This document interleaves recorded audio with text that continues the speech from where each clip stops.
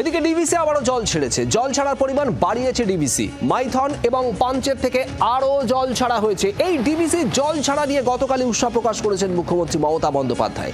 আর তারই মধ্যে আবারও জল ছাড়া হলো, এবং শুধু তাই নয়, জল ছাড়ার পরিমাণ বাড়ানো হলো ডিভিসির তরফ থেকে। মাইথন থেকে ছাড়া হলো ২৭,৬৯৭ কিউসেক জল। পাঞ্চেত থেকেও একই রকমভাবে বিপুল পরিমাণে জল ছাড়া হয়েছে। বাসুদেব চট্টোপাধ্যায় আমাদের প্রতিনিধি রয়েছেন। বাসুদেব, ঠিক কি খবর?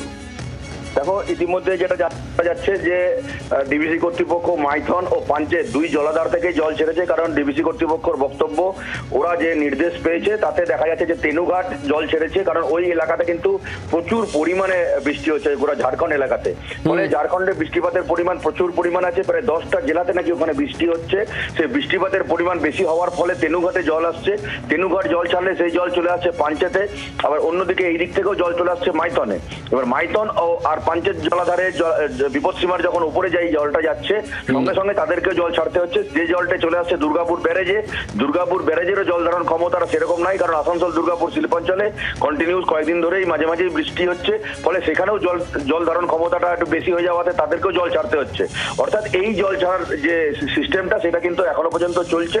এবং জল ছাড়ার পরিমাণটা একটু বাড়িয়ে দেওয়ার ফলে খানাকুল বা হাওড়া, হুগলি যেসব নিম্নবর্তী এলাকা রয়েছে দামোদর উপত্যকায়, সেসব এলাকাতে কিন্তু বন্যা পরিস্থিতি তৈরি হতে পারে বলে মনে করা হচ্ছে।